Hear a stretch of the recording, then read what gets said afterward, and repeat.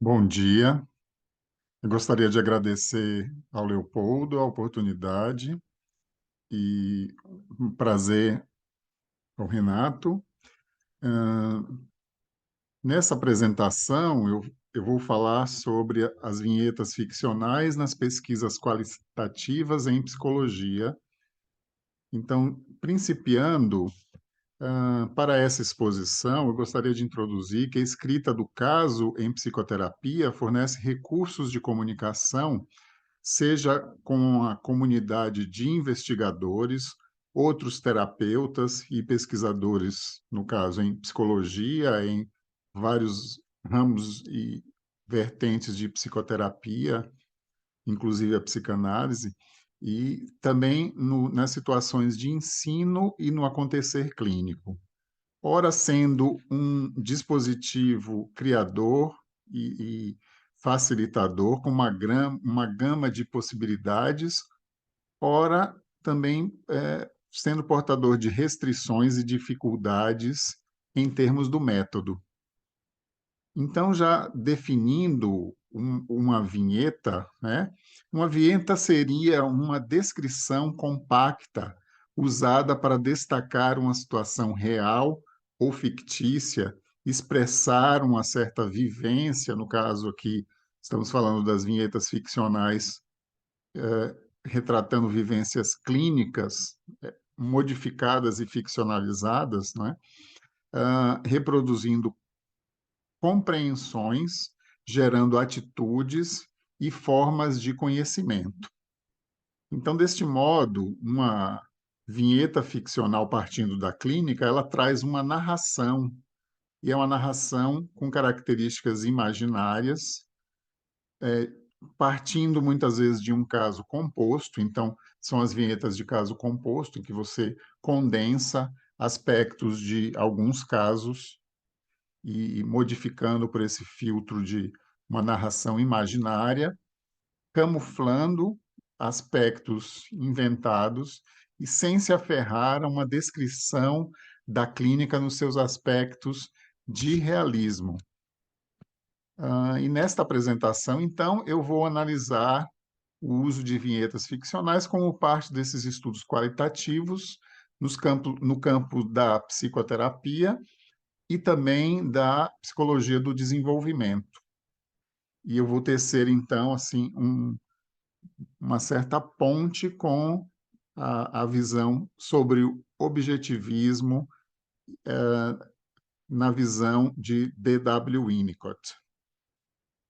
E eu vou principiar, então, com a revisão de literatura sobre esta metodologia de vinhetas ficcionais, tecendo considerações sobre as suas características, a finalidade do seu uso e a articulação entre este método, essa estratégia metodológica e os diferentes tipos de paradigma de pesquisa para que a gente possa compreender a sua utilidade.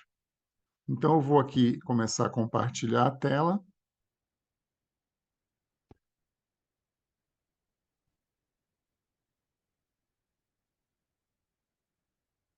Então, compartilhando, deixa eu abrir aqui na, na apresentação de slides, só um segundo para eu compartilhar o slide atual.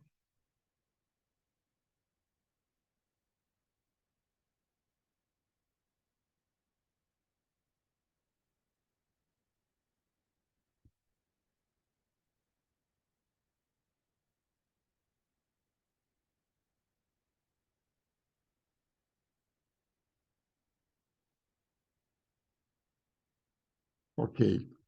Então,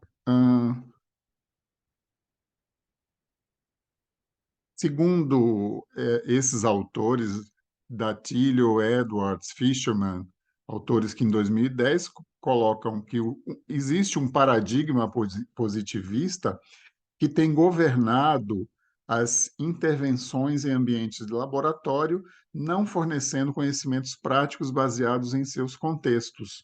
Então, aqui a gente já pode compreender, né, esta utilidade, né, de trazer um paradigma não positivista através da ficção para apresentar dados de pesquisa nas pesquisas qualitativas. Então, se a gente pensar em termos de um paradigma tradicional de ciência, então, o paradigma cartesiano, ele, em geral, faz um recorte, priorizando, então, o objetivismo, e fazendo, então, isolando variáveis com causalidades, em geral, causalidades simples, para mostrar resultados quantificáveis. Por outro lado, se a gente pensar que uma metodologia partindo no paradigma de ciência contemporânea, pode ser chamado paradigma sistêmico, paradigma pós-moderno de ciência, dá igual valor ao objetivo e subjetivo e contemplando aqui as causas não lineares. Então, se a gente pensar aqui o paradigma da esquerda, esse paradigma da ciência tradicional, estaria relacionado aos estudos do que se chama de práticas baseadas em evidências, ou a medicina baseadas em evidências, que é muito predominante e, ele mostra uma predileção pelos estudos cognitivos comportamentais, tá? Então a gente pode já a partir daqui interrogar, mas são práticas baseadas em evidências descritas por quem? São evidências baseadas em dados que surgem com um conceito de eficácia para quem? Quem descreve esse conceito de eficácia nesses estudos tradicionais das práticas baseadas em evidência, né? Porque, como o Renato falou, né, o papel da fantasia, a mediação da fantasia ele pode ser contemplado, então, já pelo uso da ficção nos estudos qualitativos, que, por outro lado, ele fica deixado de lado por esse paradigma mais objetivista. Então, dando continuidade à revisão de literatura, esses autores que eu vou apresentar, Mus 2012, ele coloca que apesar desse paradigma positivista, né, muito preponderante, há abordagens qualitativas que têm ganho força devido à crise da representação e à necessidade de incorporar a compreensão do sujeito no design de pesquisa. Aqui é muito importante que a gente pense na palavra compreensão. Porém, a validade dos relatos qualitativos ainda tem sido considerada em função da precisão e o significado em termos de representação. Então, muitas vezes, ainda se imprime uma leitura buscando precisão do caso ou uma essência de caso a partir de uma dinâmica de representação. E para o mesmo autor, né, para a leitura dessas vinhetas ficcionais, dos estudos que utilizam ficção dentro dos estudos qualitativos, a gente deve operar, então, uma mudança de visão sem que a gente busque a essência do caso, superando, então, uma ontologia realista através de uma inversão da ordem lógica, deixando de lado, então, a precisão representacional da realidade ou do caso e dando ênfase, por outro lado, à compreensão da realidade através do papel ativo do pesquisador e do leitor. Então, tanto o pesquisador, no caso, o pesquisador terapeuta, quanto o próprio leitor, tem que operar essa mudança de ordem lógica, uma atualização de significado. Para Gibson, um artigo recente de 2021, vinhetas ficcionais, elas podem constituir uma forma não representacional de apresentar dados em pesquisas qualitativas. Então, isso já vai mostrando a utilidade, né, de utilizar essa escrita de ficção, e ela é compromissada com a realidade textual, em, podendo ser uma alternativa frente àquelas abordagens positivistas, envolvendo, então, a produção e o contar de histórias que vão além dos dados, trazendo, então, um compromisso criativo e adotando uma verossimilhança, podendo facilitar, então, a empatia, envolvendo nas histórias humanas, né, as experiências vividas dos participantes da pesquisa, inclusive do autor, terapeuta, pesquisador, que traz, então, sua experiência vivida, né, de casos da sua, a riqueza criativa da sua clínica, também os impasses. Levi, 2013, também foi outro autor consultado, que ele coloca ele concorda, então, ele tinha uma posição que também foi adotada por Gibson, mostrando essa importância da questão da experiência nos relatos de vinhetas ficcionais, né? E essa possibilidade de criar novos conhecimentos em uma linguagem mais acessível e mais tocante ao leitor. Então, seria importante pensarmos assim, qual é a forma de avaliar, diante de estudos que trazem vinhetas ficcionais, como considerar vinhetas bem construídas, bem ficcionalizadas, né? Como essa estratégia metodológica pode ser considerada de boa qualidade. Ah, os, esses autores, alguns dos autores já citados, Mus, ele coloca que quando se lê, então, um caso ficcional, uma vinheta, isso requer um afastamento daquela precisão, com maior engajamento com o mundo da prática, né? O mundo da experiência vivida, colocando então uma ênfase diferente, uma ênfase na construção de significado, envolvendo o pesquisador, né? O pesquisador terapeuta, com o leitor. E para Gibson, é crucial, então, a exploração nos relatos ficcionais, como os relatos são construídos, com análise da metodologia e da epistemologia. Então, é interessante que o autor tem esse cuidado epistemológico de colocar quais foram as características que levaram à escolha no seu escrito, se é um livro, se é um artigo, né?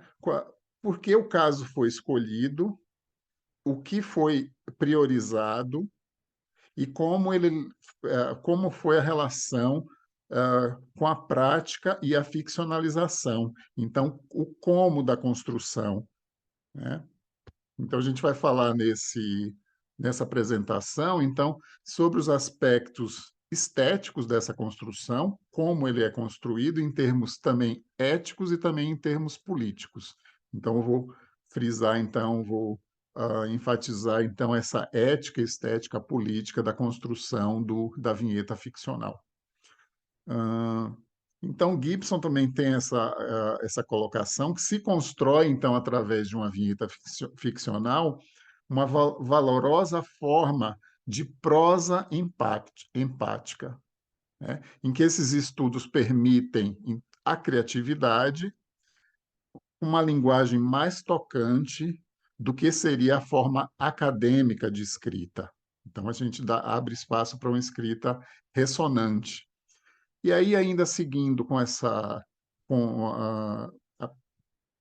o, os critérios os modos de avaliar essa estratégia metodológica em pesquisa qualitativa, vale então destacar assim alguns itens, né, que podem contar, né, segundo Levi, para para considerar estudos de boa qualidade, enquanto estudos que trazem vinhetas ficcionais. Então, ao invés de se considerar a autenticidade, Levi, então, advoga que vale a pena destacar, substituir isso pela verossimilhança.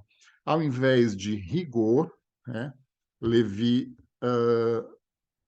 destaca, então, a importância da estética. Ao invés de uma meticulosidade na descrição, ele aponta que essa estratégia metodológica dá espaço para ambiguidade, ambiguidade aqui com sentido favorável, os paradoxos que podem fazer parte dessas descrições ficcionais.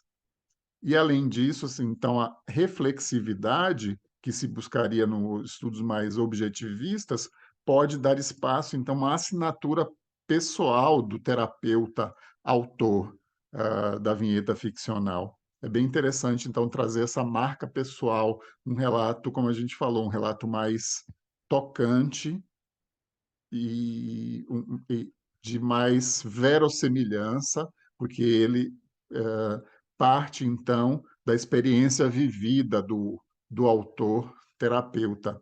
Então, substitui-se desse modo, ao invés de validade, se prioriza, então, a ressonância. Por isso que esse tipo de relato, ele talvez se torna mais tocante a uma plateia, até a comunidade científica que se quer atingir, esse público, né? Esse público leitor na comunidade, no caso aqui dos os terapeutas e investigadores. Então, dessa forma, ah, para a utilidade das vinhetas ficcionais, ainda para Levi, eles podem ser, como eu já falei, utilizados para ensino-aprendizagem, gerando conexões micro e macro, em que o leitor pode imergir. Então, ele tem uma experiência de entrar, né? Ele entra nas narrativas. E nessa imersão, também podem ser expressos os diálogos internos dos participantes, inclusive aí os dilemas, as inquietações, as afetações, inclusive do terapeuta autor, o terapeuta pesquisador. A importância desses diálogos internos, e não só uma transcrição meticulosa de que é a marca dos estudos objetivistas, em que os casos são gravados, não é? Buscando uma objetividade tangível, que talvez seja até uma ilusão da ciência moderna, né? Um, ah, um, um resquício de ilusão, talvez da ciência moderna, iluminista, que, como eu falei, assim, é essência do caso. Então, aqui você assume que não há essência do caso, você nunca alcança a essência, por mais meticuloso você seja a forma de registro das sessões de um processo terapêutico, tá? E aí as vinhetas elas podem inclusive ser utilizadas para resolução de problemas, criando a possibilidade nessa relação de ensino-aprendizagem, né, na pedagogia, você vai usar então para que o público leitor seja tocado nessa ressonância com as histórias vividas, para que ele possa desenvolver pensamento crítico. É outra vantagem das vinhetas ficcionais, essa linguagem tocante. Gibson, o já citado autor, não é? Ele vai falar então aqui que o uso dessa ficção, apresentando os dados em pesquisa qualitativa, não está contra as noções de rigor científico, de reflexividade, no julgamento do valor de uma pesquisa. Porque se torna claro que se deve formar a base de conhecimento também através da pesquisa empírica. Só que você não coloque em julgamento dizendo que somente pesquisa empírica, pesquisa objetivante, tem validade em detrimento do caso psicanalítico, do caso relatado por vinheta em qualquer linha de terapia. Então, você dá igual valor, percebendo, então, esse guarda-chuva de métodos qualitativos que não invalidam, inclusive, os métodos quantitativos. Então, você tem a contribuição do quali e do quanti, tá?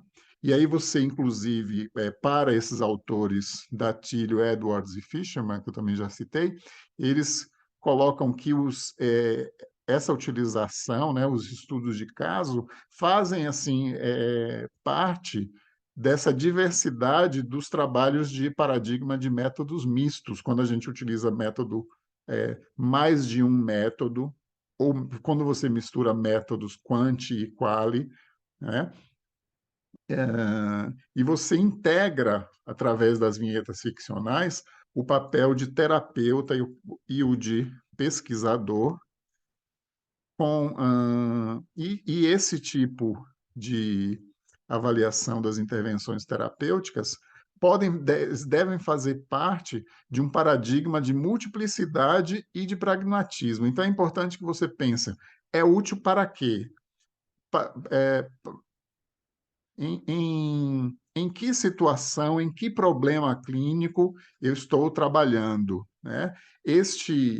A construção da vinheta apresentada é útil em quê? Né? Então, você trabalha então com a noção de utilidade para pragmaticamente, né, alcançar, né, a, a reflexão sobre os problemas relevantes para o pesquisador, né? Então, é importante essa questão da multiplicidade. Então, você não tenta esgotar com um único exemplar de vinheta ficcional uma essência de caso, como eu falei. E o caso poderá ser ilustrativo, né, abordando os problemas por múltiplas metodologias, com metodologias plurais. Por isso que esses estudos com vinhetas ficcionais não se opõem aos estudos sistemáticos de caso, aos estudos controlados randomizados, outros estudos qualitativos de programa de tratamento através de terapias. Então, se a gente pensar, existe aqui toda uma gama de outros estudos que não invalidam as vinhetas ficcionais, tá? E eles, ao contrário, eles se somam nesse amplo leque, né? Você aborda, então, problemas multifacetados, por uma multidimensionalidade. Então, você aborda por vários olhares. Ah, Sendo mais específico aqui quanto às vinhetas ficcionais utilizadas na psicanálise, Barthes, um autor consultado na minha revisão, ele fala que a ficção não é um conceito psicanalítico, ele é um recurso que foi necessário na obra freudiana e também pelos outros analistas, porque traz um testemunho a partir de uma escuta, que é o foco a, vai da descrição minuciosa, abre-se mão dessa descrição minuciosa, priorizando a escuta e as afetações, né? As afetações ao terapeuta. Então, a gente está falando aqui de uma relacionalidade de transferência contra transferência, revelando o objeto de estudo dessa disciplina da psicanálise antes mesmo de uma formulação teórica. Então, a vinheta ela não reproduz uma objetividade de uma teoria. Ao contrário, ela traz, então, uma experiência vivida. E aí a noção de caso clínico ela é transformada em uma ficção que decorre de que o relato de um tratamento analítico nunca consegue reproduzir o acontecimento clínico na sua concretude, sendo que ele é uma história por uma reconstituição ficcional. Então, existe aqui um, um autor terapeuta que, num campo relacional, ele assume o viés, inclusive, da sua memória. A memória do terapeuta ela faz parte dessa construção ficcional, essa reconstituição, que jamais será capaz de uma reprodução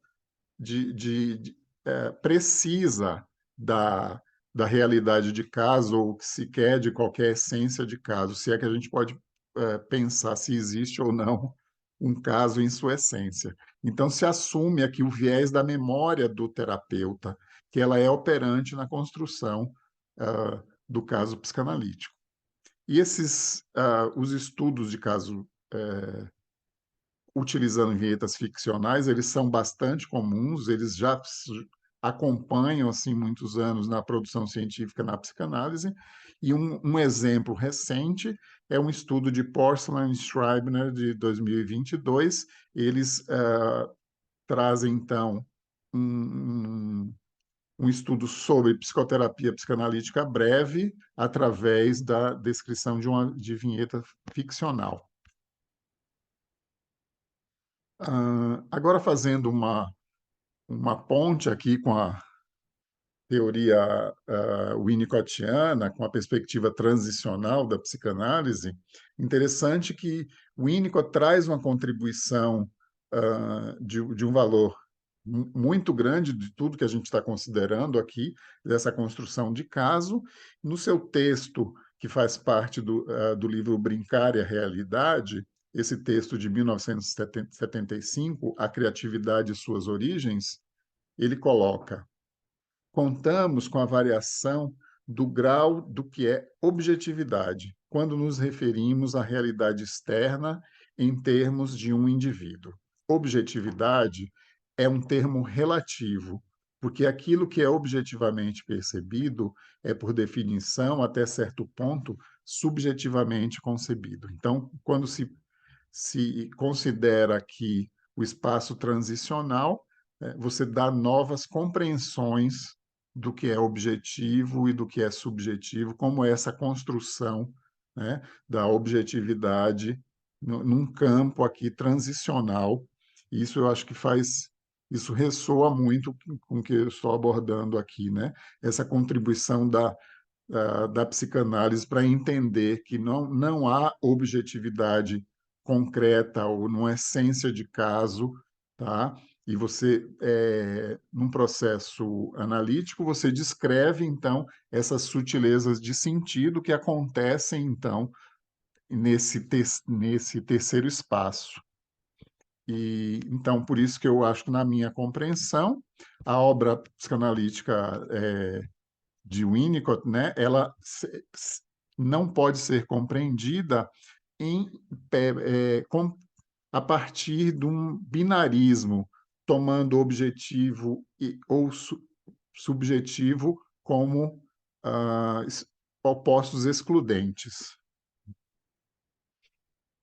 E aí, em termos do meu objeto de pesquisa, porque no doutorado em andamento eu pesquiso os riscos e a criatividade, os recursos, potencialidades dos meios digitais usados por crianças e jovens, né?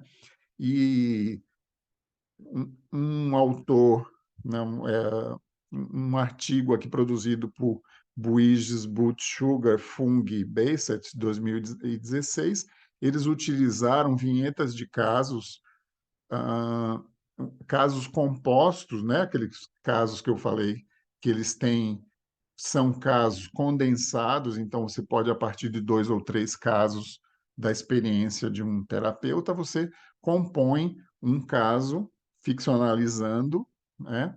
E eles usaram, então, esses autores pegam casos para ilustrar os perigos que adolescentes e adultos com deficiência intelectual enfrentam na internet. Então, esse é um problema. Veja aquela coisa que eu falei: aqui existe o problema de pesquisa, você usando, então, uma pragmática. Provavelmente ele teve a construção desse caso para abordar com a utilidade, né, de abordar esse problema, que então seria o que? O uso de meios digitais por adolescentes e adultos com deficiência intelectual.